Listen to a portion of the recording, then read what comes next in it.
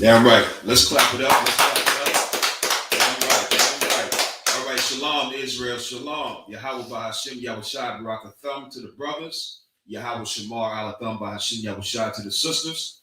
We are the Israelite School of Universal Practical Knowledge, started at 1 West 125th Street out of Harlem, New York, under Commanding General YAHANNA. You understand? We are not affiliated with no other Israelite group or Christian organization. And we teach the truth according to the Bible. And that's that blacks, Hispanics, and Native Americans are the real Jews, God's holy people, according to the scriptures. And according to those very same scriptures, the oppressor is the devil the Bible speaks of. Damn right. You understand? And this is not our opinion. You understand? What we say and hear is factual knowledge that has been thoroughly researched and proved. If you could, Barack, give me 1 Thessalonians 5:21. Right. You understand? Everything that we do in here is biblical. Right. And it's the reason why what we do is biblical and why the brothers in here prescribe to the scriptures so strictly. You understand? And so devoutly. Because we understand something that a lot of our so-called black leaders don't understand. We understand something that many of our so-called ancestors didn't understand and ran from. And that's that the Bible has the solution for every single problem that plagues our community. Right. You understand? If you didn't know, the Bible is speaking to one set of people throughout the entire book. You understand? If you grew up in church and you are familiar with the Bible, you're familiar with the phrases children of Israel, nation of Israel, house of Israel, the lost sheep, you understand, of the house of Israel, the 12 tribes of Israel, the Jews, the Hebrews. Right. The Bible is referring to one set of people throughout the entire book. That's right. We never knew that we are those people this book is referring to. Damn right. You understand? The Bible is the black man's book. Damn right. And just like anything that truly belongs to us, that's great, the oppressor wants to take it and claim it as his. Right. And that's what he's done through his religions. That's what he's done through Christianity, through Islam, through the Roman Catholic Church, through Mormonism, through all the religions that black people are scattered in and destroyed in. You understand? This is the crafty counsel that was taken against our people. But first, let's get this scripture. If you could, Barack, like the show. God, the book of 1 Thessalonians chapter 5, verse 21. Prove all things. Say it again. Prove all things. The Bible is telling you to prove all things.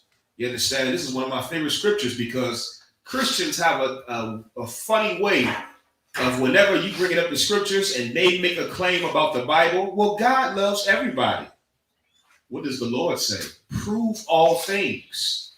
Well, God sent Christ to die for everybody. Prove all things. You understand? But Christians believe that you're not supposed to debate the Bible. Well, that is not true. That is absolutely not true. You can go into the records in these scriptures and you'll find out how Christ, at the age of a young boy, was debating, you understand, in the synagogues. He was debating with grown men as a young boy, and it was righteous, you understand, because the Lord gave Christ wisdom beyond his years. You understand?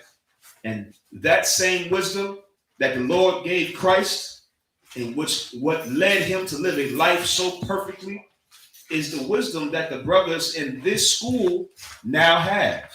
That's why we are able to get brothers off of drugs. That's why we are able to save brothers' lives. Right. That's why we're able to fix our sisters and repair our homes and our families and heal the hurt and trauma that plagues our communities. If you watch it, you know exactly what I'm talking about. The Black and Hispanic and Native American communities are filled with trauma and mental illness and hurt and depression. You understand? Our communities are filled with destruction. And that's because we have abandoned the wisdom found in these scriptures. Read that again, Barack. God. 1 Thessalonians chapter 5, verse 21. Prove all things. Hold fast to that which is good. What does it mean when it says to hold fast? What does it mean when it says To hold fast. You might have to know a little bit of Old English to know what it means when somebody tells you to hold fast. Go ahead, Rock. Like hold fast, like it's the same, like hold on to it tight. Hold on to it tight. That's exactly what it means. If you go in Home Depot right now and you go into the section with the screws and the nails, anybody know what that section is called? So like I'm not sure the section, but I know the term is like fasten. That's exactly what it is. That section is called fasteners. You understand? Screws and nails are called fasteners because those are devices that tighten and bring things together tight, to fasten together. And the scriptures are telling us to do what? Hold fast. Hold tight. Hold tight, man. Not loosely. You understand? Not halfway. Damn right. You understand? The scriptures is telling us this for a reason. Because there is an agenda against the Black, Hispanic, and Native American community to get us to believe that we are nothing more than thugs, whores, criminals, lesbians, and children that were molested, and drug dealers and drug addicts. You understand? There's an agenda for us to believe that we're all these things when the Lord is trying to tell us, hold fast to this knowledge. Hold fast to this wisdom found in the Bible. You understand? Hold on to it tight because there's a people seeking to take it from you, to rip it from you. Keep reading. To that which is good. Hold fast, hold tight to that which is good. We all know the scriptures is what's good. You understand? Give me Romans 15:4. Any more on that, Barack? No, sir. Romans 15:4. Yep. Go to the book of Romans, chapter 15, verse 4. For whatsoever things were written aforetime were written for our learning. This is saying, so like it, for whatsoever things were written aforetime. Aforetime, once again, is Old English. If you didn't know, the Bible is written, the King James Version Bible is written in Old English. Right. You understand? Because that is the language, that is the dialect at that time that was spoken. Right. King James was a black man. You understand? He was a black man that ruled over England at the time. You understand? And he hired the top 40 scholars of the time to come and translate the Bible from the Hebrew and Greek into Old English.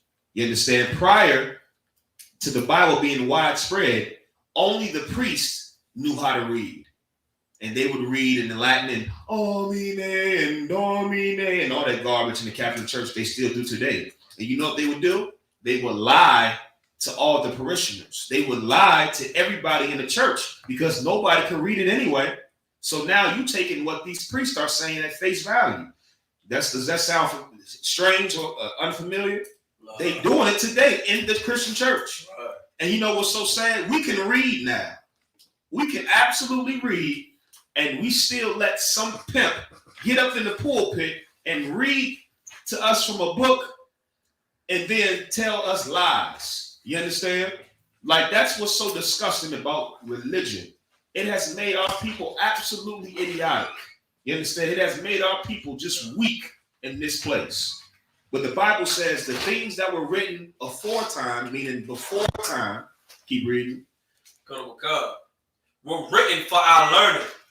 Were written for our what? For our learning. Were written for our learning. Right now, there is a movement in America that is seeking to take away the history of slavery out of the public school curriculums. There is a current movement, they call it critical race theory. Right. And many Republican states are fighting tooth and nail. And when I say Republicans, this is not brothers in here are not political. You understand? We don't side with the Democrats or the Republicans. You understand? Because we understand they are both two sides to one coin. You understand? They're both the same devil. You understand? But the main states that are trying to pass these laws just so happen to be Republican. Shalom. And these Republican states are right now seeking to take out the history of slavery in our curriculum. You understand? Isn't it ironic that they don't want to teach black children about what happened to their people, but they allow drag queens to come into the schools with thongs and bathing suits on and read to children? Like, what is that doing for the kids? What do the kids need to see some man in a wig and dress and lipstick come in and read to your children. What is that teaching your kids? Right. But they don't want to teach your children about what happened to them, Right. about the history of what America and these devils have done to our people. Right. You know why they don't want to teach it? Anybody can give me a guess of why they don't want to let the public schools teach black kids about what was done to us. Then they have to take accountability for what they've done. That's one of the things. They know it will make them be accountable for what they have done. But it's a much more sinister reason why. Right. It's more to it. Basically, we'll come together and we'll overpower them. That's a reason why too. But it's a reason. Why is it that they are not allowed? They want to take away the teaching of slavery out of the schools, of what has happened in the past to our people. What's like? Well, I was gonna say, it's similar to the white Jesus. It's the have you look at them as the masters to keep you in slavery. You're on to on your mind. You're on to because they've never stopped doing what they did in the past. Right. You understand? Like they can't teach this because now it will put a spotlight on what damn. Y'all still hanging niggas. Right. You still murdering black men in the streets. You're still raping black women. You're still destroying our families and separating our families. You're still treating us like slaves. That's why they want to take away critical race theory out of the schools. They want to take away that history because it's not history. It's currently going on. Right. And if we were taught that this is what's going on, like the church should have been doing, then we would look at these people for who they are. Our oppressor, man. Yeah, right. Our captives. Right. Our captives, Salaki. We are captives to these people. We are not friends with these people. Go ahead, Kagar. Now, what you're saying is facts. I went to my son elementary school. They don't even call it the slave trade anymore. They call it the immigrant migration. Brother, say that again. They call it the immigrant migration. They migrated to the U.S. They try to say that. This is right here in Maryland, in Virginia, folks. For those of you that's in the DMV, this is when we bring out these stories, you think, oh, this is not happening, and this is not happening where I'm at. This is happening right here at your child's school. Right here in DC, Maryland, Virginia, in the schools, they are trying to take away the name that it was a slave trade and call it the immigrant migration. You understand? Like these, give me Psalms 83 and 3. That's like, go ahead, Shapat, if you could. So like, just to bring in mind, Brandon from camp, the last time we were at camp, he had no idea of modern slavery. That's probably why. Brandon. Oh, he's about the devil. Yeah. He knew absolutely about modern slavery. What these devils are trying to do is they call it gaslighting. What he's trying to do is now to make us feel like this was so long ago. The problem is he has to tell his people to stop being devils for him to have a valid argument. Because we don't have to go back 100 years, for an example. We can go back last year when we watched Derek Chauvin put his knee on the neck of George Floyd and kill a man on camera. We can go back to 2014 when we watched the NYPD murder Eric Garner on camera. We can go back to 2016 when we watched the police murder Alton Sterling on camera. We can go to 2015 when we watched and heard how they murdered Breonna Taylor in her own home, in her sleep. That's the problem with these devils. They want to come up and refute what we're saying when they don't have a valid argument. They don't have a valid. It's like coming to court and you try to plead your case for not being a drunkard and you drunk pleading your case. It's like, Your Honor, I promise to stop drinking, Your Honor. It's like, well, goddamn, you're drunk right now. Well, You're drunk, right? You're currently doing the thing you say you're not going to do. Right. These people are a race of devils. And it's the reason why the Lord told us to be separate. Whoever got Psalms 83, go ahead. Welcome, Cheryl. The book of Psalms, chapter 83, verse 3. They have taken crafty counsel against thy people. The Bible says they have taken crafty counsel against thy people. This is what's been going on since we've arrived in America. Do you think the white man doesn't study black people? You should just look at the sports element. These devils know a black man's statistics down to how much he weighs in the morning time, what he eats, how high he can jump, how far his arms spread. You understand? How big his rod is. You know what I'm saying? How many women he has slept with. Like, these oppressors are absolutely studying you, black man. They study how you talk. They study your thought process. They study how we react to things. They study what we like to eat. You think it's by chance that all the things that we like to eat are in the gas station at the front? All the things that we indulge in, you think that's by chance? How do you think the Arabs know to put the Swisher Sweets right behind in the front when you're paying for your stuff? How do you think the Arabs and East Indians know to put the hot mama sausages in the front?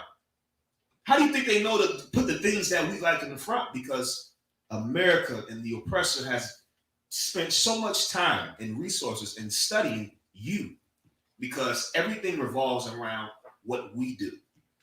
And they need for us to do what they need us to do, which is to be slaves to build their kingdom. You understand? Like, they have taken crafty counsel to the point where they sat back and said, let's take a black man. Let's take the strongest out of these black men, and let's put him in front of all the slaves, mainly the slave women, and let's strip his clothes off of him. Let's beat him to a pulp. And when I say beat him to a pulp, keep in mind now, we slaves. Imagine if we got a group of 100 Negroes and they take the strongest black man. Listen, this is going to be most likely a big cat. He's going to be a strong cat. Just imagine we at Passover and they pick the actual strongest brother out of we at Passover. Like, that's gonna be the mighty man out of us. And we're gonna look at this brother like, damn, this that nigga. And they took that brother that we looked at as that nigga, and they beat him to a pulp, and they tied his arms around a log, and they spread his butt cheeks, and they took turns as white men raping and sodomizing this black man in front of his children, in front of the women and the other brothers who were not as mighty as this brother. Brother, they sat down and thought to do this because they thought about what effect this will have on our psyche. Like, what type of animal will sit down and think, let's do this so it can have this effect? That's crafty counsel, man. It's crafty counsel when they said to themselves, let's go and take the cocaine and flood the black and Hispanic communities with the cocaine, and then turn around and say it's a war on drugs. And then turn around, and now that my people are hooked on opiates, and now let's call it a disorder to save my people. But when we were hooked on drugs, we were crack babies and trap queens and latchkey kids. Like, everything that they do is to destroy the Lord's people. They take crafty counsel. And you can't see it because you're so in love with America. Why? I don't know. Like, I want to know, what stake do you have in this place? I can understand why a white man would storm the Capitol. Of course, we would never do it. But if I was a white man, I could see why they want to preserve this place, because they have stake invested in this place. Black man, what do you have invested in here that benefits you? Somebody tell me, what do we have that can't be taken away from us in America? You think buying a house is gonna solve our problems, and you come to find out the white man will raise your mortgage and give you subprime loans, and then that house that you thought was yours, it's not yours no more. You understand? You think you doing big things because you riding around in a nice car. You mess around and miss one payment. Repo. We go back to slavery. We thought our kids, the very flesh of our flesh, was ours. And what did they do? They took our babies and sold our babies, separated our families.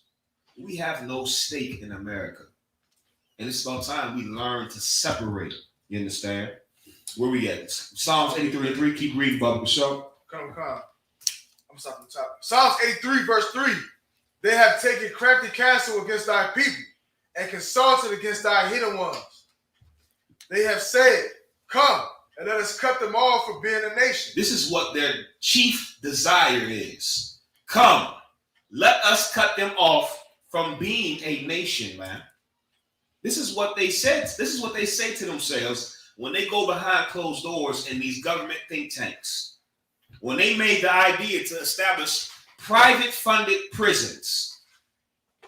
When they came up with the plan to put the Planned Parenthoods in our neighborhoods, to poison the food, to build the projects. That's what the term, anybody know why they call it the projects? It was an experiment. Because it was a literal experiment on black people. You don't believe me? You can go pull this up. Go look this up yourself if you don't believe me. We call the project homes where black people live because it was a literal experiment on our people, on what would happen if you put people in a small confined area and stack their houses on top of each other, and now you put in poverty into play. And now you destroyed the family. You took out the strong men who would put order in the projects. Right. You understand? This was an experiment to see what it would do to our community. Like, our lives are cheap to them. Like, you think your life means something in America, you'll find out real quick just how nothing your life means in this place. If you're listening right now, the ISUPK is the only place where your life actually means a damn. Right. And if you don't believe me, if you in here and don't believe me, leave and find out. If you're not in here and don't believe me, stay out there and find out. Stay out there and find out. You'll find out soon enough. Your life means nothing out there, man. You better come in here and we're safe, where we teach according to the Bible. So you hear something, brother? Slide, if I may. I saw a Jet Li movie where he had to leave his city, and he ended up in a country town where they planted rice plants or whatever in the water. Right. And him being a kung fu dude, he tried to do it real fast and just pop, threw them all at one time. Right. And he had to come back out there the next week, and the girl was telling him, he said, they just like people. You put too many all in one spot at one time, it won't grow right. It won't grow right. That's a hell of a reference. If anybody that knows anything about farming, you cannot put the seeds too goddamn close. You understand? That's why if you see somebody plant something, they even tell you when you have a plant at a certain time period, what do you have to do when a plant starts to get to when it grows to a certain point? You got to trim it a little. You got to trim it, but it's another thing you have to do. It's like you mean when you got to take it out and put it somewhere else in its own section? You have to take it out of its container, of the soil it's in, and put it in a larger area for it to grow properly. And that the white man understands these basic life concepts. And they applied these concepts when they made this experiment with us. They knew cramping so many people in these buildings, that were built with lead paint and asbestos in the ceiling. You want to know why black people are so off the wall and crazy, and why we so jacked up? Because a lot of us grew up in project homes and buildings where it was eating at our mental and literally was destroying our brain. Growing up in homes with lead paint and asbestos and all type of chemicals in the paint, you don't think they didn't know that paint was toxic? You didn't think they didn't know that? They knew that when they were painting those project buildings. The same way they knew they were putting poison in the food. The same way they knew there's lead in the water in Flint, Michigan, in D.C. and in Baltimore. They know these things, but it's on purpose. We keep trying to give the oppressor a pass when he's doing these things on purpose because he's seeking to cut us off from being a nation. And I'm going to show you how America has always been this. And the spirit of America is the spirit that is of a place that came before America. Give me Exodus 1 and 8. We got anything online? No, sir. Okay. You understand? I'm always with 1,000 Kazaka Ahmad. This is I.S.U.P.K. Washington, D.C. And it's the topic of tonight's class is the sinister connection between Egypt, America, and black people. And I know a lot of our people are so stuck in that conscious community garbage. We want to believe we're Africans, you understand? We want to ignorantly follow after cultures that have nothing to do with us. You understand? I hate to break it to you. The Africans are not your people. The Africans will never accept you. They'll act like they accept you now because now they want your money. That's why Ghana and Nigeria, come home, come back to the motherland. What was that come home garbage when we was in slavery? when they were destroying our people? Where was those boats and ships and plane tickets to come free us? But they didn't give a damn. Now that we have an economy, you understand, and black people have money to travel and do things, now they want everybody to come over there to bring their resources and to boost their economy. But Africans know we're not the same people. Right. Just biologically, you can look at an African man and look at a black man, and you can see with your own goddamn 2 eyes, these are not the same people. You can see it. But you know what following after religion does to you? It makes you deny the very reality you're looking at. You know what that's called?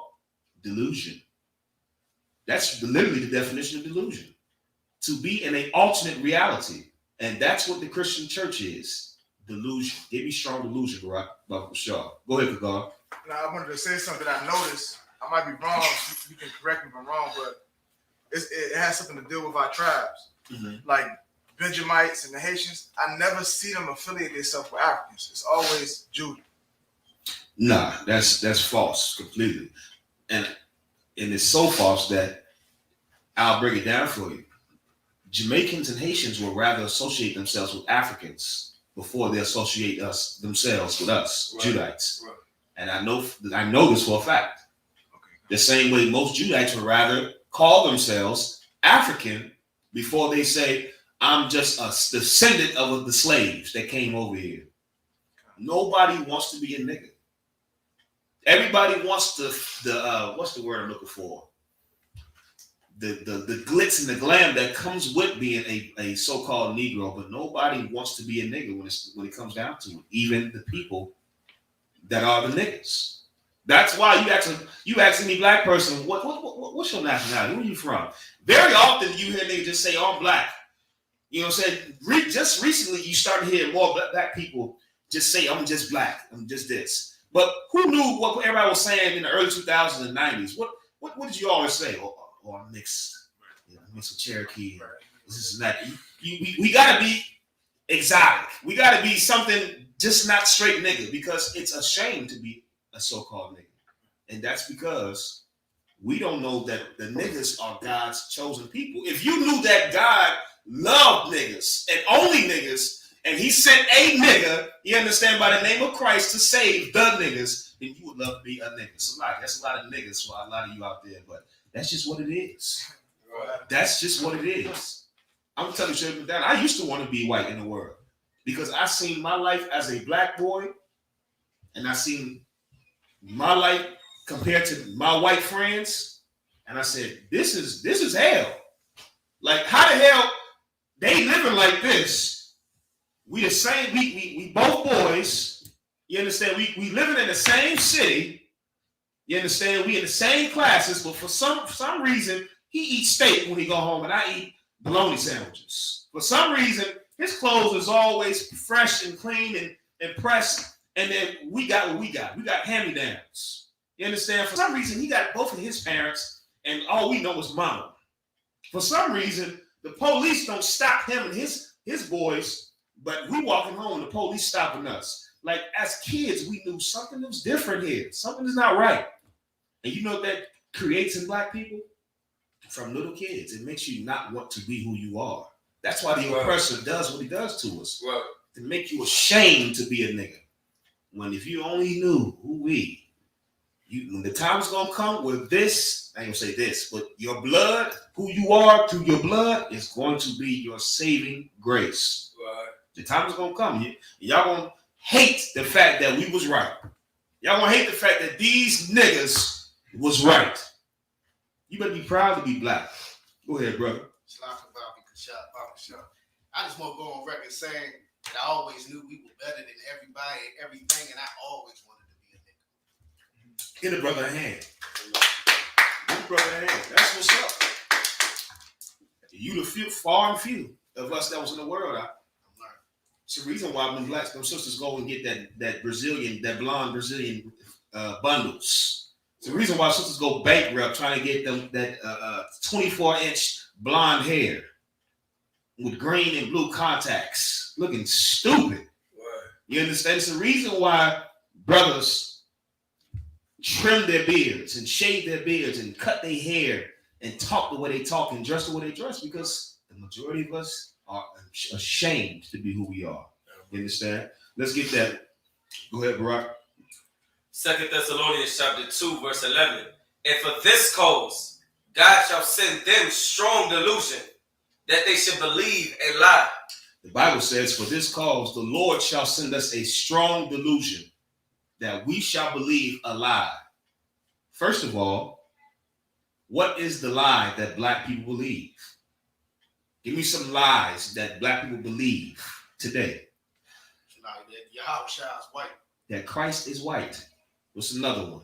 Just give me some lies, some things that you believe as a black person that you came to the truth and found out, oh, that's a lie. Like that the real Jews, that the Jews were white. That the Jews are white. Christianity. We all created equal. We all created equal. Now, these lies, what institution pushed these lies on our people? The church. The church. Somehow, some way, if you go back and get to the root of how did this lie get pushed onto you, you'll find out that the church is at the root. You may have never been to church, but the Christian church is the reason why black people believe the lies we believe. That's the strong delusion the Lord is talking about. Christianity, religion, that's the delusion. And that delusion has caused us to believe a lie. Go ahead, Barack. Somebody, Sammy Sikwar, said black people believe all black colored folk come from Africa. Damn right. That's a good one, man. Right. That's an excellent one. And that comes straight out of the white supremacy of the Christian church. Right. Because those slave masters used to tell us that we were descendants of Ham, the dark races, when they never read further down that not the Negroes. They justified their enslavement of us as saying you're Ham, so you're cursed. So that's why we should be over you, because you're cursed. You're Ham. When you'll find out that black people don't come from Ham. The so-called Africans come from Ham. That's their progenitor. Black people come from Shem. You understand? All dark-skinned people are not related. You don't see black people claiming to be East Indian.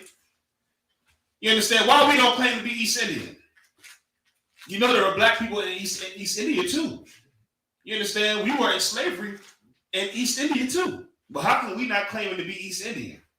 How come we not claiming to be the dark-skinned people in the Samoa Islands or in Hawaii? You know why? Because you know that just because they are dark-skinned people like us, we are not the same. You can see it when it's other dark-skinned people, but you have this affinity for Africans, and it's sad at this point. It's pathetic. You understand? Go ahead, Kumar. And now I just want to make another statement. The white man's so crafty, like he know how to use his words so smooth. Because when I was coming up, I never understood being anti-Semitic meant. But when I got into the truth, I realized, like, how can I be anti myself? It's just that they want you to be brainwashed when they tell you that. Like, yeah, you're very anti-Semitic. Right. But you can't be anti yourself when you come to the knowledge of the truth, find out who you really are, where you come from. Right. And you know what that really is? When they try to call a black person anti-Semitic, all that is the same spirit behind calling somebody a homophobe. It's like you're using some words, a phrase, to try to guilt me into bowing to whatever you want me to do. It's like a straight man can't turn down a transsexual man without being called a homophobe. It's like, well, why not? Because you want me to do what you want me to do. You understand? It's the same thing. You want me to love all people, and if I don't love you while you oppress me, then I'm anti-Semitic. That's garbage, man. That's absolute garbage. Let's get moving to Acts for about the show. Exodus chapter 1, verse 8. Now there arose a new king over Egypt. Now there arose a new king over Egypt. You understand? The kings of Egypt are historically called pharaohs. You understand? Keep reading. Which knew not Joseph. Which knew not Joseph. Joseph was one of the 12 sons that Jacob had. You understand? Jacob is the son of Isaac. Isaac is the son of Abraham. You understand? That's our lineage as black people. We come from Abraham, Isaac, and Jacob. Jacob, whose name was changed to Israel, had 12 sons. Joseph was one of those 12 sons. Joseph got into Egypt because his brothers sold him into slavery into Egypt. You understand? But while he was in Egypt, the Lord had favor on him and he was able to rise in power. You understand? The position that Joseph had over Egypt was similar to what you would call the vice president today. He was second in command to the Egyptian Pharaoh. You understand? And that's how black people are today. We go to these slaves, we go to these jobs, and we excel. The people hate us, but for some reason we excel. Wherever we go, we thrive. We stand out. You understand? Because we are God's children. That's right. You understand? That's why. It's not because don't get cocky and think it's because you the ish. Don't do that. You understand? It's because God chose us. That's it. So wherever we go, we are going to stand out like a sore thumb. You understand? Because we are not meant to fit in. We're not meant to be assimilated into this stinking melting pot. We are meant to be separate, man. You understand? Go ahead, God. I just want to make one last statement. Especially, I just realized too with this scripture right here. Every 4 years we get a new pharaoh. Every 4 years they replace Pharaoh. This is for one of the reasons. Because this particular Pharaoh favored Joseph. You understand? And the way they viewed their pharaohs was they stayed in power until they died. Right. And so you can imagine you being a white man in America and the vice president is a full-blown nigga. And you got to watch this nigga just call and make decisions about America. You see how they felt about Barack Obama, and he wasn't even our people. He was just a dark-skinned perpetrator. Brother, just imagine they had the Wesley Snipes in the goddamn office as vice president. Or I had goddamn Kanye West as vice president in that bad. An actual nigga. You understand? Flavor Flav in there. I'm talking the most nigga I could think of. They had Flavor Flav as vice president. This is what it was. Joseph was a so-called black man ruling over a people that was not his people. You understand? And the only reason why he was able to do that is because the Pharaoh favored him. You understand? America today switches their kings, their presidents every 4 or 8 years to ensure that some new blood gets in. We keep this oppression fresh. You understand? Like none of that favoritism garbage that y'all want to do. He may have loved the niggas. He may have loved the niggas a little bit. That's why I'm here now. That's what Donald Trump was for. Donald Trump came in here and he wiped the slave claim. That's why he got elected. Make America great again, which we're going to get into. You had something, brother? Salami, I think Public Enemy did have a video where Chuck D was the president and Flavor Flav was like vice president. They did. Listen. Yeah. I forgot about that. That's probably the most niggly nigga that I can think of. And Flavor Flav just happened to pop in my head. You understand? It's ironic that he did play the vice president in one of those videos. Right? So this new Pharaoh, he didn't know Joseph. Meaning he wasn't showing favoritism to Joseph. He like, I know that the cat before me, he let you do this and he let your people get along, and you know, he let Mexicans come across the border and he let the Negroes get these jobs and get these stimulus checks and this and that. I'm not with that. You understand? And what you don't understand is that's Joe Biden. It was Donald Trump too, but Joe Biden is of the same spirit Donald Trump is in. It's just Joe Biden is a career politician, so he understands how to do these things on a slick tip. You understand? Keep reading. Verse 9. And he said unto his people, behold, the people of the children of Israel are more and mightier than we. The people of who? The children of Israel are more and mightier than we. This is the king of Egypt, an African, saying that the children of Israel are more and mightier than we. You understand? This has always been a trait of black people. We have kids like crazy. You understand? Out of all races of people, black people gonna have some kids. You understand? We have kids on accident. You understand? Like we have some kids, and with us having as many kids as we did, our numbers multiply quickly when you have kids. That's why we're going to get into it now. I want to jump the gun. Keep reading. Verse 10. Come on, let us deal wisely with them. This is the king of Egypt, Pharaoh. He's saying, come on, let us deal wisely with them. You understand? What does it mean when he says, let us deal wisely with them? Scheme on. Let us scheme on them. That's all it means. When it says wisely, it means let us be real slick on how we do this. Keep reading. Lest they multiply. Lest they do what? Multiply. Lest they multiply. Black people having children has always been a fear of our enemies. To this day, Black people having children is looked at as a threat to public safety in America. And you don't believe me, you better look around our neighborhoods and look around at the policies being put in place. You understand? I'm gonna prove it to you in just a second. Keep reading. Okay. When there falleth out any war, they join also unto our enemies. This is why they fear us growing in number, because they understand that if a war breaks out, we are going to go and we're going to go. They think that we're going to go side with their enemies and overtake them. Like, this is how you know our oppressors have always been so cruel to us, because you know what they think we're going to do? They think that we are going to do to them what they did to us whenever we get the chance. You understand? Like, it's just like a brother that's always scared of being robbed is usually a brother that has robbed somebody before. That's usually how it goes. Like a brother that's always robbing people, he's always looking over his shoulder, worrying about this. I hope the niggas ain't gonna rob me. The brother that kills is always worried that he's going to be killed. You understand? Like, you worry that what you do is going to be done to you. And that's the oppressor. Because they've dealt so terrible against Black people, they fear that we are going to absolutely take over and do the terrible things that they did to us to them. You understand? That's their biggest fear. Ask a white person today. They in their mind think that we gonna storm the Capitol and shoot police stations and take over the country and put them in chains. What they don't understand is partial of that is true. The part of them going to chains is true. It is going to be done by our King, a Black man by Christ, by the name of Christ. You had something, Shafat?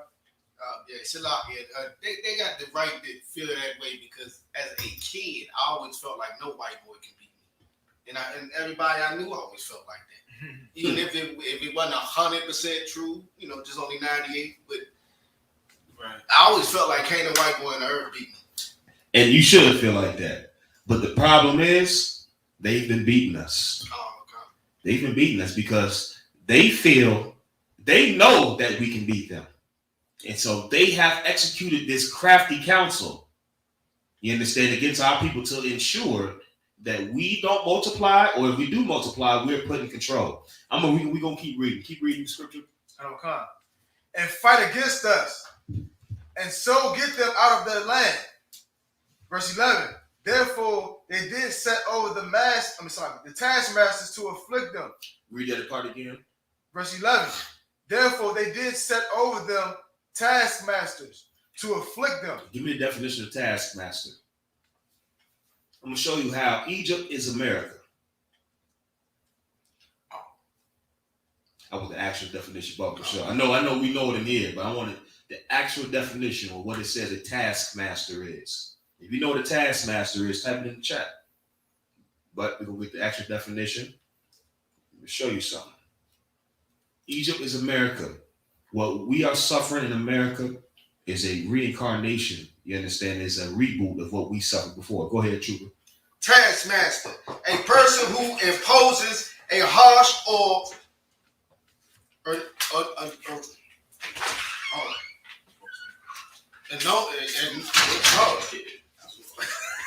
That's why you spell it.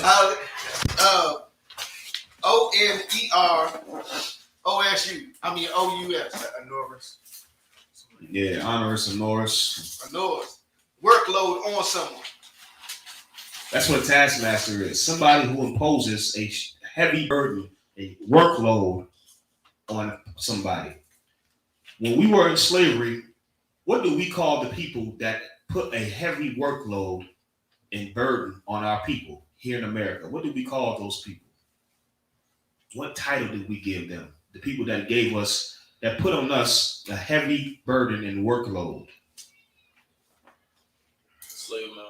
Slave masters or overseers. That's what we call them. Because they overseed our oppression. They watched over us as we worked our fingers to the bone. As we worked in the scorching sun and the blistering cold, man. They put on us heavy burdens. And I'm gonna prove it to you. You know I'm gonna prove it to you. Keep reading. It's like he dropped the definition. Keep reading and read.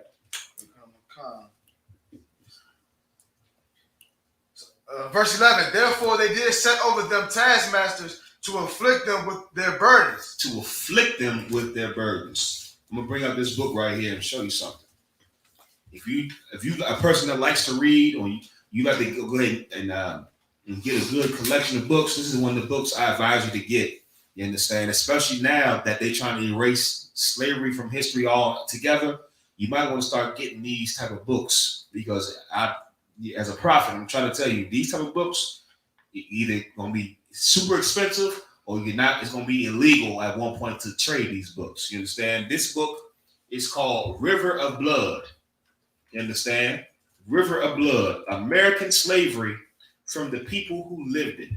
You understand? This is a heavy book right here. You understand? When I say heavy, I ain't talking about weight.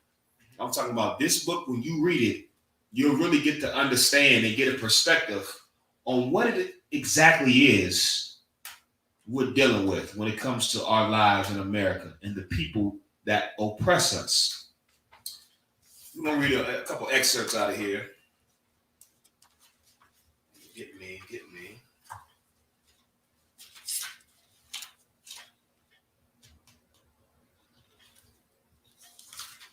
Mm-hmm.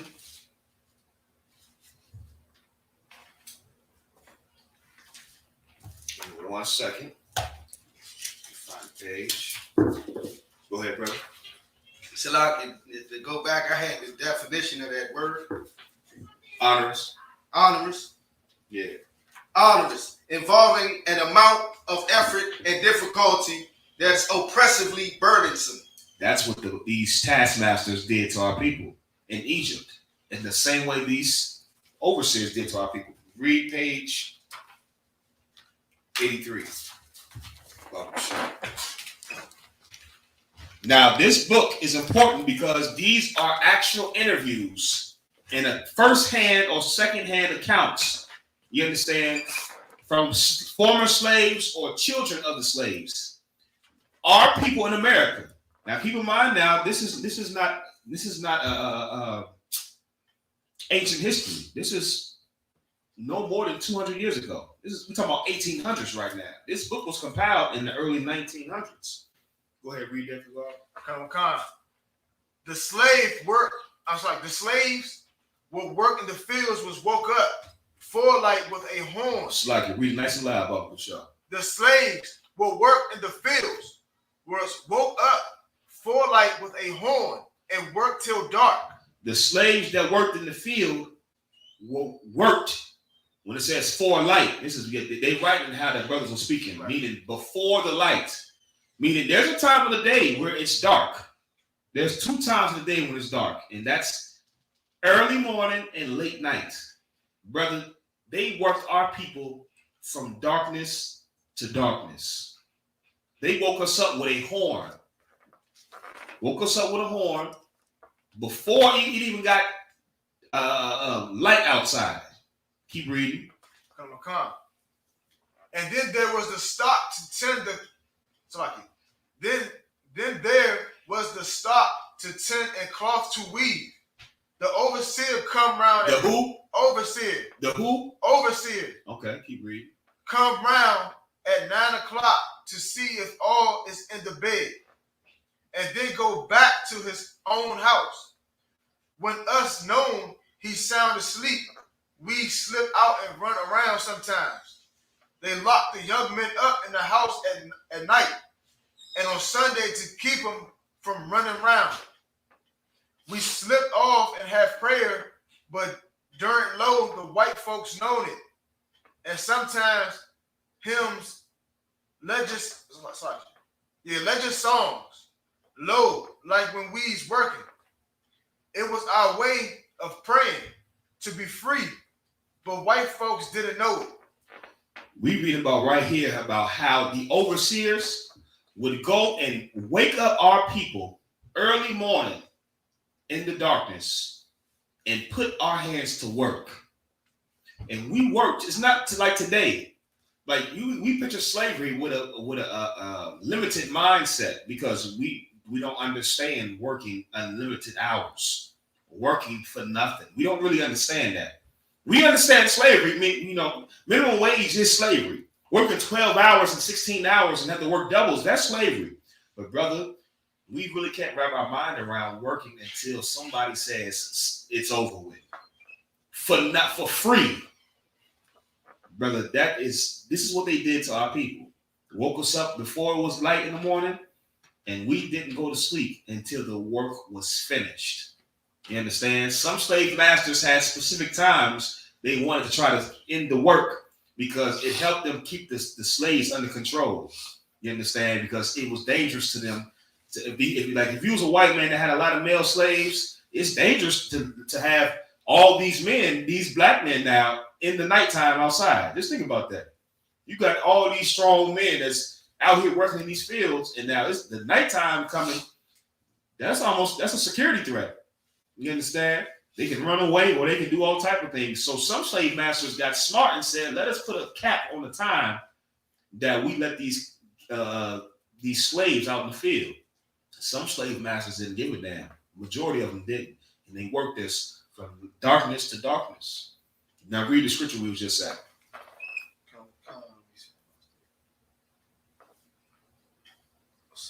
Mm-hmm. Let's get at 8. I'm sorry. No, he was at the end of, maybe in the middle of 11. Oh, come. Go ahead. And they built for Pharaoh treasure cities. Right? No. Start at the beginning of that verse, Bob. Sure. Verse 11. Therefore, they did set over them taskmasters to afflict them with their burdens. This is what we just read about in this book about slavery in America. We read about slavery in Egypt in the Bible. If you didn't know, the Bible is actual history. The Bible is historical records. The same way this book is historical records. And we read about how in history in Egypt, when we were the slaves, we were afflicted by the taskmasters. And in this book, we just read how these same overseers afflicted us with burdens. Keep reading. And they built for Pharaoh treasure cities. And we built for Pharaoh as the slaves treasured cities. The same way people come to America. America is the #1 tourist nation in the world. People come from all over the earth to come here to come see these stinking cities, to come see DC, to come see the monument and the Lincoln Memorial and all that garbage, to come see the New York, to see Chicago, to see all these things that the slaves built. The same way people still today go over to Egypt. Let's imagine how great Egypt was. People thousands of years later still go to Egypt when it's a freaking dust bowl. People still pay money to go see that garbage. Can you imagine in the heyday of Egypt when it was actually the great empire? Everybody from across the world came to Egypt. You understand? The same way it was with America. America is the focal point of the earth. Not because America is special, but because they have the most important people in their possession. And that's what Egypt had. And that's why they were able to build those stinking pyramids and all those great cities and Giza and all that, Ramses and Pithom and all that garbage. Keep reading. Come. Pithom and Ramses. Verse 12. But the more they afflict them, the more they multiplied and grew. But the more they afflicted us, the more we multiplied and grew. Brother, this is what our oppressor has failed to understand about the Lord's children. You cannot destroy what the Lord is preserving. And that should be a lesson to every brother that's in here. Right. This is why there's no cowards in here. You should have nothing. If you're in here, what are you fearing anything for? Right. The world cannot destroy what the Lord is preserving. You understand that, right? Like if something happens to you, it's because the Lord ordained it. And if something didn't happen to you, it's because the Lord restrained it. You understand? Right. That's just what it is. And they don't understand that the more they afflict us, the more the Lord blesses us with these babies, man. The same babies that we look at as burdens. And we look at them like, oh, you understand? I seen black people appreciate their kids for the first time when they was getting out them stimulus checks with all them kids. How much they was giving out per was $600 a kid? That's the first time I seen black people publicly, as a whole, as a consensus, really be proud to have kids. And it's not our fault because it's strategic to make us look at our children as burdens instead of what they are, which is blessings, man. Children are blessings. That's in the Bible. They're literal blessings. You understand? In the old days, the more children you had, that equated to how much wealth you had. You understand? Because now you got a whole, it's like a company. You understand? The more workers you got, the more productive you can be. And that's what, not to say it sound crazy, but that's what children are. They workers, man. That's when we had them farms and all that, you wanted a lot of hands on that farm to help you get all that the damn work done. You understand? But the oppressor made us look at our children like burdens. And that's why it ain't nothing for us to go to Planned Parenthood and drop $300 to kill the life the Lord has put in these sisters. Some of us are so wicked, we didn't pay for many abortions for these broads. Didn't convince broads to go do it. And some brothers was extra wicked where they didn't hit sisters in the stomach and poison their food and kick them down the stairs. Brother, because we've been taught to hate the very thing that's going to strengthen us. Our lineage, man. Our children. We just read how Psalms 83, they seeking to cut us off from a nation. That's how you do it. Cut off the children. That's literally how you destroy people. You cut off their children. Go ahead, Barack. So if I may say what you're saying is so heavy. That's the same thing that Pharaoh did. Same thing Pharaoh knew. The white man, so like our oppressor knows that in order to kill off a nation, you're going to have to kill the babies. Not only just killing us, but you're going to have to make sure that these babies don't grow up or that they get birthed. Because that's what the man child was for. Exactly. You understand? You need that man, you need that seed from that man to determine that nation. So what you're saying is so heavy, where it's not, it seems so spooky, or it seems like a conspiracy to some nutcase or to somebody that just didn't receive the knowledge growing up. Right. And it seems like a conspiracy. But that's just logic. It's logic. If you want to cut something off, you cut off its ability to reproduce. Somebody get me the Negro Project. Go ahead, Bob. I was gonna back up. Officer Rock said that goes back to the time of Moses when they gave an order to kill all the first male born. Oh, brother, it's right here. We going to it. It's right here. Y'all on point. Y'all definitely on point. Listen, we going to, because if you want to know what's going to happen in America, just go look at what happened in Egypt. It's so spooky. This, I will say, it is kind of eerie and spooky just how the same these empires are. That's why we read earlier, these scriptures are here for our learning, man. These scriptures that were written before time are here for our learning. This history that the oppressor trying to erase is here for a reason. That's why they don't allow us to learn about the Bible, the truth about the Bible. Go ahead, Barack. The Negro Project. The Negro Project, conceptualized by birth control activist Margaret Sanger and implemented by the Birth Control Federation of America, was an initiative to provide Southern Black women and families with access to birth control and other forms of contraception. So, like, if I may, go ahead, Barack. I have the definition of contraception, which is the deliberate use of artificial methods or other techniques to prevent pregnancy as a consequence for sexual intercourse. Now, what was the name of this? What's the name of this joint right? This project? What is it called? The Negro Project. So why is it that birth control was specific to the Negroes? These are things that Christianity, making you delusional, will make you overlook details like this. Why is it that it wasn't the woman project, the female project? Why was it called the Negro Project. And their whole basis was birth control, stopping pregnancy or terminating pregnancy in black women specifically. It's literally called the Negro Project. Right. I'm going to show you America is Egypt. Keep reading, Barbara Shaw. Who is it? The Negro Project, Barbara Shaw. Okay. Salagia. Mm-hmm. Dr. Clarence Gamble, physician and heir to the Procter and Gamble soap company fortune, was also an influential figure on the project, supervising and partially funding the endowment. While the original plan for the Negro Project included educational outreach into black communities, as well as the establishment of black-operated clinical resources, the project that was implemented deviated from this original design and was ultimately unsuccessful. The Negro Project lasted 3 years, beginning in 1939 and ending in 1942. So I believe that's all I have. Now, does it say what the Negro Project was later named? Anybody can take a wild guess what the Negro Project was later called? Go ahead, Barack. Salagi. Damn, this is the name of the joint today. Second. Planned Parenthood, yeah. Is that on Google? Calm. Read that, Barbara Shaw. If you could. Nice and loud, Barbara Shaw. Now Planned Parenthood Federation of America.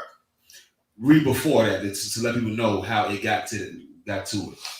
The Negro Project, conceptualized by birth control activist Margaret Sanger and implemented by the Birth Control Federation of America, now Planned Parenthood Federation of America. Now Planned Parenthood Federation of America.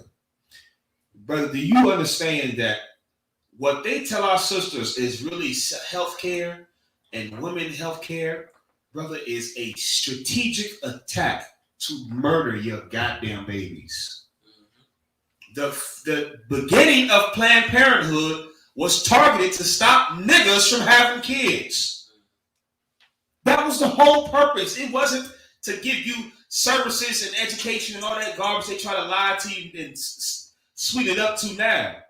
It was designed for one thing, and they call it the eugenics. One of the names they had for it too was called the eugenics movement or something like that. Eugenics is literally the study of how to give me the definition of eugenics. Why would I tell you when I just can have the definition tell you? Go ahead, Kagar. I was gonna give a personal testimony because that's happy. Because when I had my twins, the first thing my doctor told her was, she said, I recommend that you get birth control. She just flat out said it like that, so she won't have no more kids. Brother, do you know they don't say that to white women? I'm telling you, they don't. I've experienced that myself. They don't advocate for sisters, for white women to get birth control the way they do for black women. Right. They damn near they try to force black and Hispanic women to have C-sections. Anybody know why? Because statistically, once a woman has a C-section, she is less likely to be able to have kids. Now, of course, the Lord is with us, so we defy those odds. But statistically speaking, a woman that gives birth through the vaginal canal versus a woman who has her womb cut open, there's much more complications that could arise with a woman that has to get her stomach cut open again. Like if you go ask a sister, she'll tell you, most women that had C-sections before have to have C-sections for the rest of the birth of their babies. And that is very dangerous, to have your stomach cut open multiple times versus the baby's coming through the vaginal canal, the way the Lord intended it. The Lord made that box to do what it's supposed to do, to open for that baby and snap right back, and to do it as many times as the Lord wanted to do it. You understand? Like, that box is amazing. It's made to do it. That stomach, however, is not meant to be sliced open. It's not meant to be. Yeah, get a Lord a hand, yeah. Get a Lord a hand. Lord is a mad genius, a scientist. You understand? When he designed that box, brother, I'm telling you, because it stretches to push out that big-headed baby, and then 30 days later, it's snapping back. You understand? And it's ready to go. Not 30 days. And I know some brother out there like, see, I told you. Let's go. You follow what your physician recommended, the time to wait. You understand? But it's able to do that. That's why they push C-sections on black women more than any other race. That's why black women have the highest rate of mortality when giving birth. You understand? Because these are intentionally being done to kill our lineage, to cut us off from being a nation. Keep reading in Exodus. I'll prove it to you. We read about how America did it. How America did it. Verse 12. But the more they afflicted them, the more they multiplied and grew. The more they afflicted us, the more we multiplied and grew. As much as they pushed for us to get birth control, and ain't no amount of condoms and IUDs and birth control implants is going to stop what the Lord wants to happen. You understand? It's not going to stop it. We keep having kids. And if they keep pissing the Lord off, I pray the Lord put the spirit where every sister just start having twins. You understand? Like we don't want to play the Most High. He'll make it where every Black, Hispanic, and Native American sister will just start having goddamn twins. It's the oppressor. He don't understand the power that we serve. Like he think it's a game when you messing with the Lord's chosen people. Keep reading. And they were grieved because of the children of Israel. And they were grieved because of the children of Israel. That's white people today. That's them today. They see you and you rocking your beard, and you rocking these silly spikes and these silly crowns and rocking these costumes, looking like Power Rangers, and they grieve, Doc. They grieve because of your loud music. They grieve because of your slang. You understand? They grieve because of your swag and your flavor. They grieve, Doc. Everything you do, grieve. LeBron James grieves the white man. And they spend thousands of dollars, season tickets to go see this brother play. And they hate this nigga. Just imagine how backwards that is. We don't go, okay, imagine, Barack, who's an artist that you cannot stand and you will never listen to? Right. Quickly, give me one. Tekashi. That's a good one. I think we all can agree that that's not happening. Imagine us hating Tekashi 6ix9ine so much that we paid for front row seats and backstage passes at his concert. That we wouldn't do that. I hate this nigga so much, so I'm gonna pay for front row seats to see him and backstage to talk smack. No, Black people don't operate like that. The white man, he'll go pay season tickets to sit courtside so he can spit on you and hate you as you're the greatest basketball player on the face of the planet. That's who they are. They're grieved by everything we do. Go ahead, brother. It's like, it reminds me of my grandmother. She hates the Redskins with a passion, but was front row in front of the TV every game, didn't watch no other team but the Redskins. But she hated the Redskins. Brother, Lord be with him.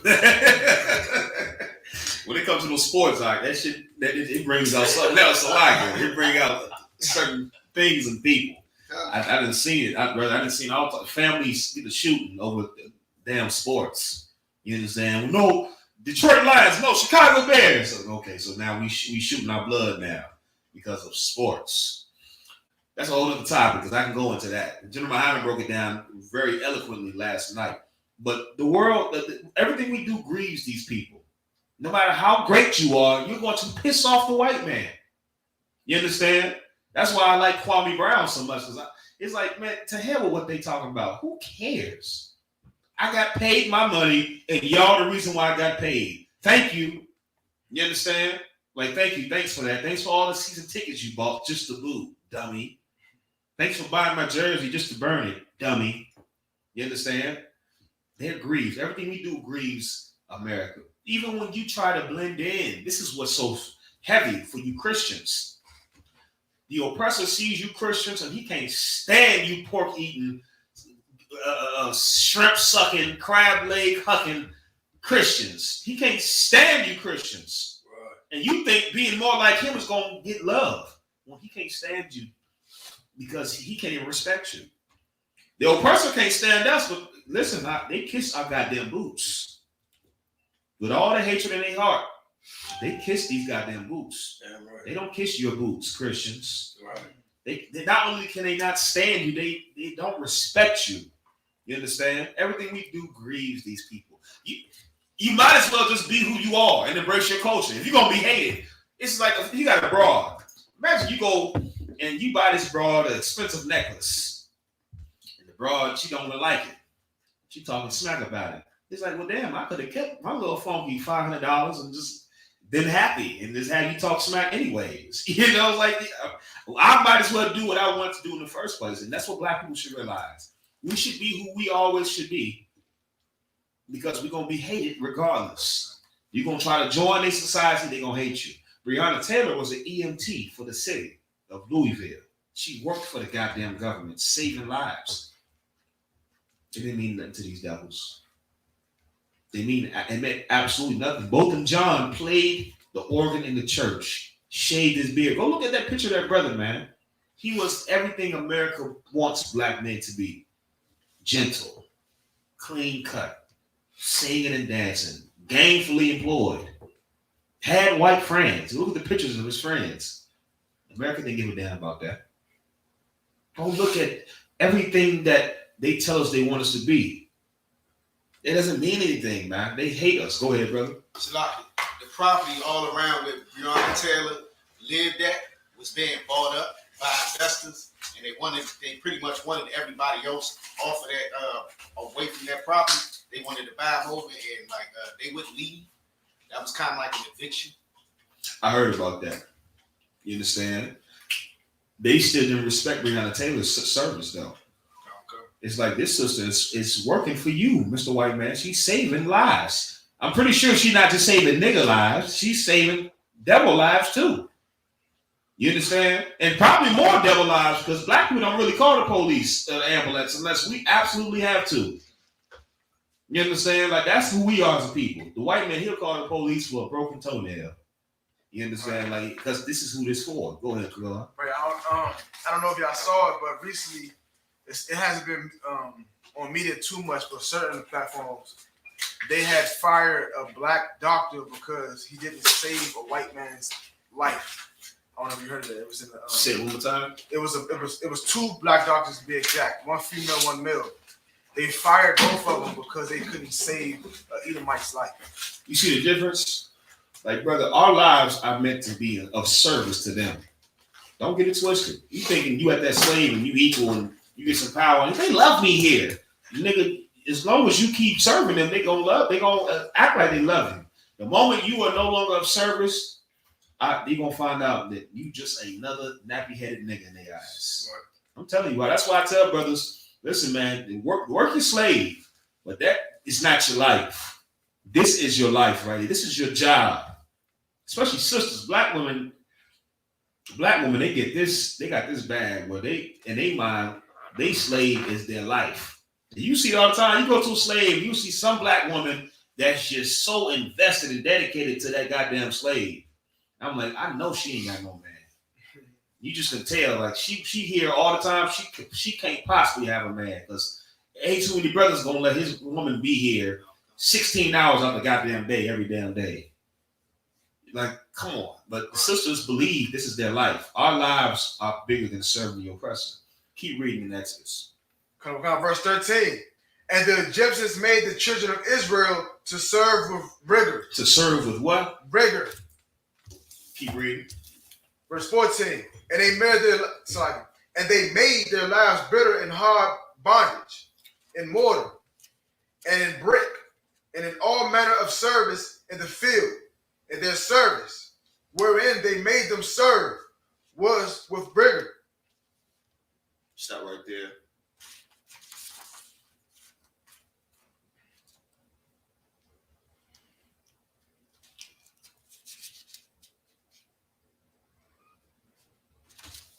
Read page 117.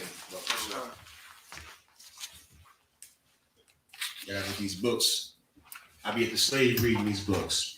To keep me in the right spirit. You know what I'm saying? So they walk by, hey, ha ha ha. You understand? I'll never get it twisted. That's sometimes you need that. Because it's easy. You get enough white people smiling at you, it might trick you in your mind. They good. I'm telling you, man. These is devils. You get enough of them smiling at you, you might start to think, oh, these people are not that bad. No, that's the game. Go ahead, brother. Slack, y'all got a request. Can you give the look over the shades one time? That's my spot to go to. Oh, I was going to Steven. You walk by. Trust that nigga. Sir, I do not trust him. You know what I'm saying? Like, you got to be like that. You have to be professional. But don't get this twisted, man. You are a slave. A slave has no say. A slave is not loved. This is what they've always done to our people. Read that, Carl. The niggers sung songs in the fields when they was feeling good and wasn't scared of old master. Sometimes they slack up on the hoe and old master holler. Eyes watching you. The hands say, yes, sir, you see you too. They brighten up on that hoe. The overseer was named Charlie, and there was one driver to see everyone done his task. So this particular overseer was named Charlie, and his job was to make sure everybody is doing their task. Task master. It's the same word. Overseer, task master. This overseer was making sure everybody was doing their task. Keep reading. If they didn't, they fix them up. Them what fed the stock got up at 3, and the overseer would tap a bell so many times to make them get up. When it says they'll fix them up, it's saying is those that was slacking on their task, they would either whip them or deny them food. And that was talking about what they used to do to wake our people up early in the morning. Read that part again. If they didn't, they fix them up. Then what fed the stock got up at 3, and the overseer would tap a bell so many times to make him get up. The rest got up at 4 and worked till good dark. So right here, the ones who the overseer seen was slacking, he would wake him up at 3 in the morning. Everybody else got up at 4, but he made sure, this is a lazy nigga right here. Let me make him up at 3. So they would wake us up at 4. 3 and 4 is still early. Like, goddamn, it's a difference, but it's still dark outside, man. And they said they wake us up at 4. Keep reading. The rest got up at 4 and worked till good dark. And worked till good dark. This is what I'm telling you. We worked from dark to dark. They put on us rigorous labor. Rigorous labor, huh? Keep reading. They give us 100 lashes for not doing our task. Then give us 100 lashes for not working to what they think is the standard.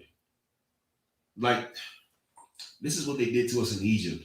And it's so wicked and disgusting for anybody to try to want to claim to be a part of the Egyptians when they were bastards, just like the goddamn white man.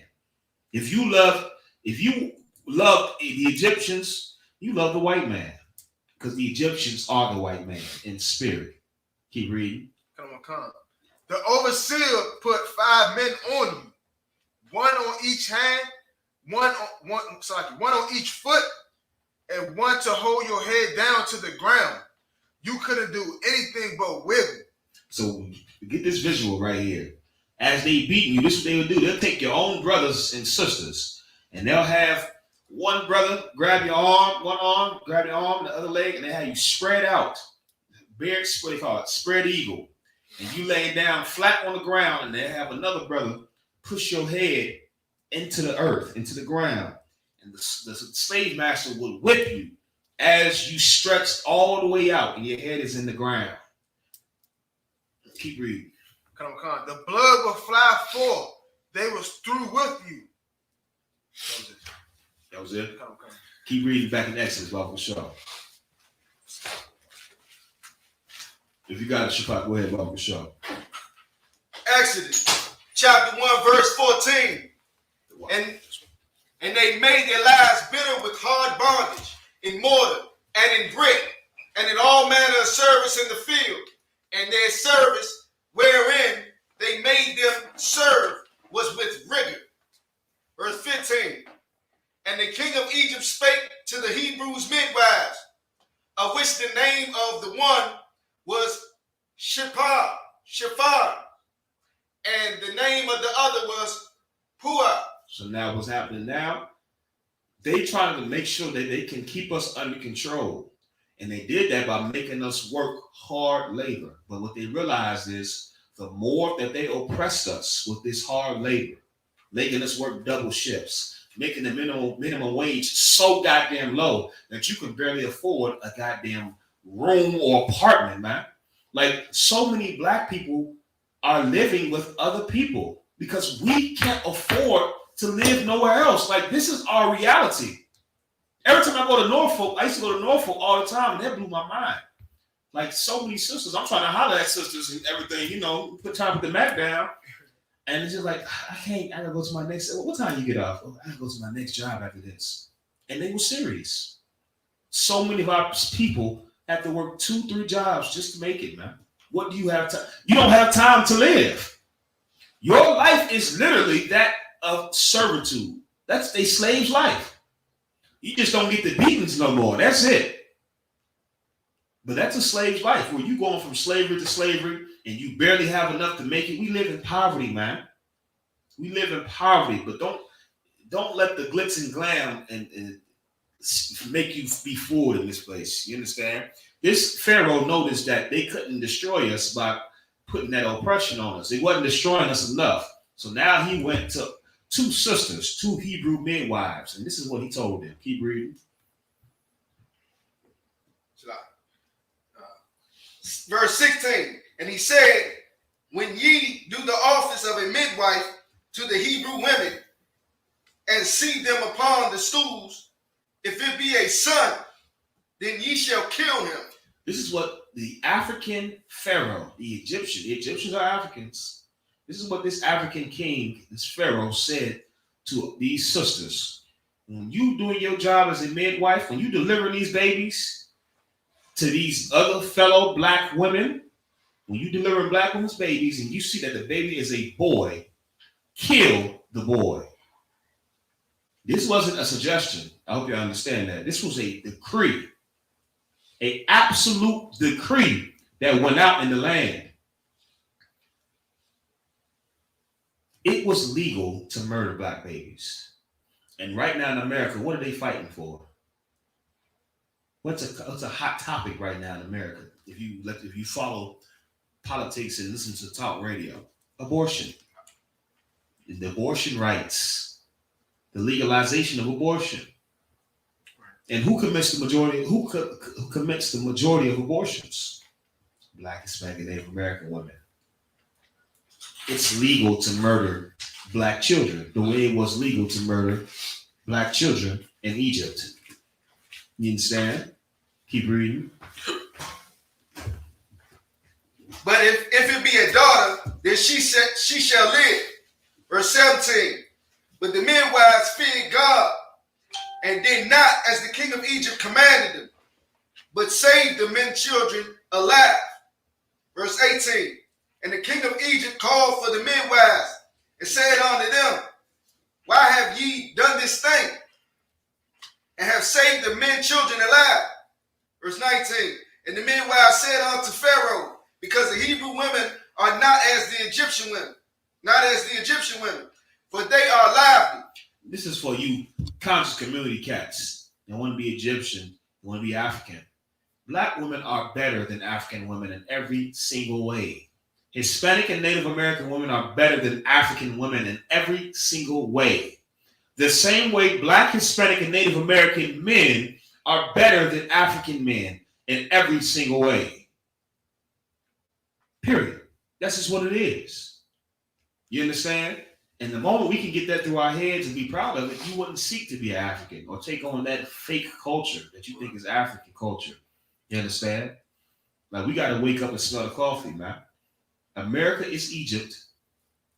And in order for us to come out of America, we must look to what we did in Egypt. You understand? Get me. Keep reading where you at. And are delivered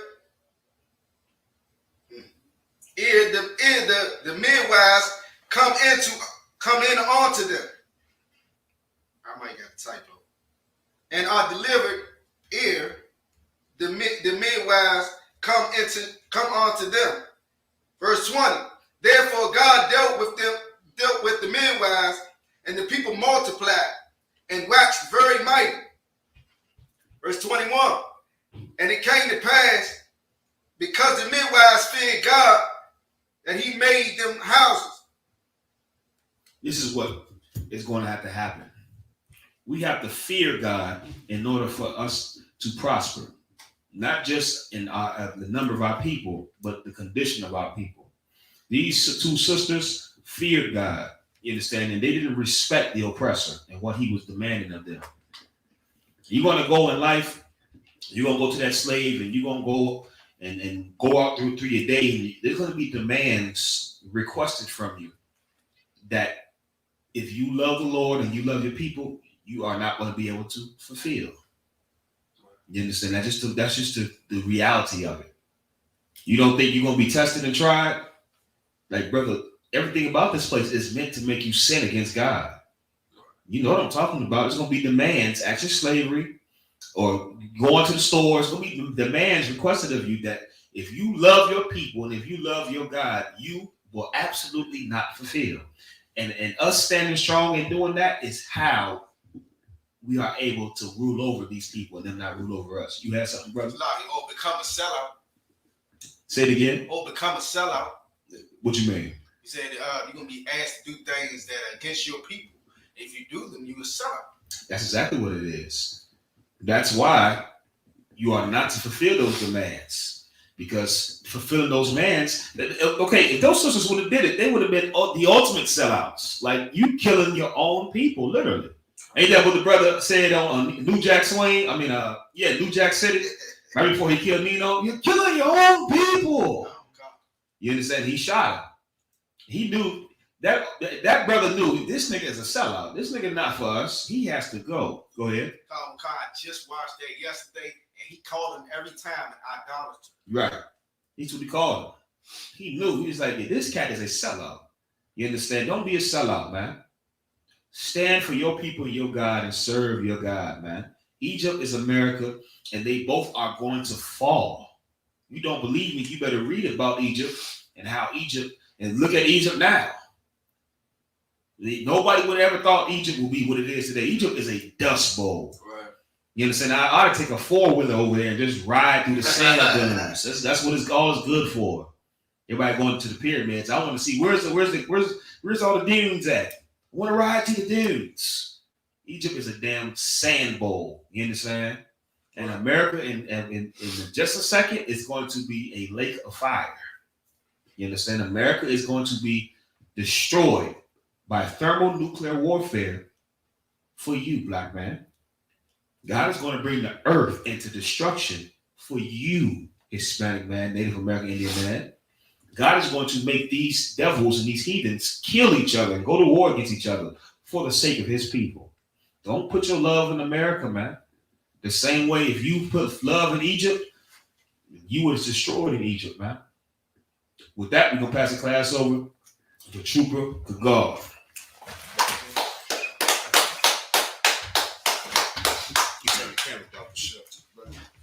Security announcements. We are the I.S.U.P.K. out of 1 West, 125th Street, Harlem, New York, under Commander General YAHANNA. New rules for brother and sister. When a new brother and sister comes into the school, they are off limits for 6 months. They are to be saluted only. They are here to shut themselves in the world. After 6 months, if a brother or sister has interest in a particular person, he or she must get permission from the head to speak to the brother or sister. There is another 6 months in which the brother and sister will court each other. After this 6 months period, the brother and sister will get permission from the head to marry. Tithes, which is a commandment. You can find this in Numbers chapter 18, verse 21, and Malachi chapter 3, verses 8 through 10. It means 10th in the Hebrew, and it's pronounced ma'ashra. 10% of every penny or any increase the Lord gives you, gives to the treasury department or teacher. Priest funds, free will offering for priests, not mandatory. Whatsoever amount you like to give. The upholding qualifications. Set.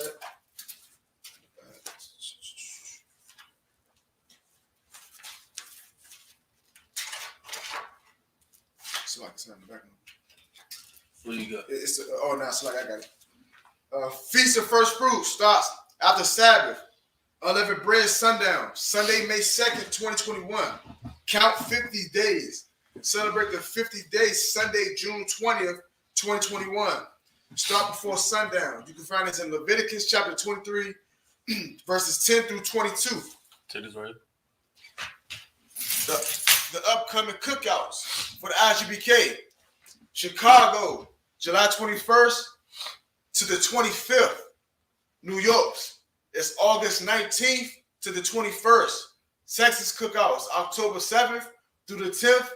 Las Vegas, November 11th to the 14th. And Florida, December 2nd to the 6th. Reminder Akim and Awakin to check on social media such as ISUPK.com, Facebook, Twitter, YouTube, and so on for I.S.U.P.K events and materials. If any brother wants to be a trooper in the school, you should start wearing all black, which includes black boots, black shirts, black pants, black headbands, or scarf. And with that, we say it's like Amajah, which means to stand. Men of Israel will give one courtesy salute to the teacher. Men of Israel, Amajah Shabbat, Amajah, Barak, Yahweh Hashem Yahushua Barakatah. Yahweh Hashem Yahushua Barakatah. With that, Yazamatah, with that, class is dismissed.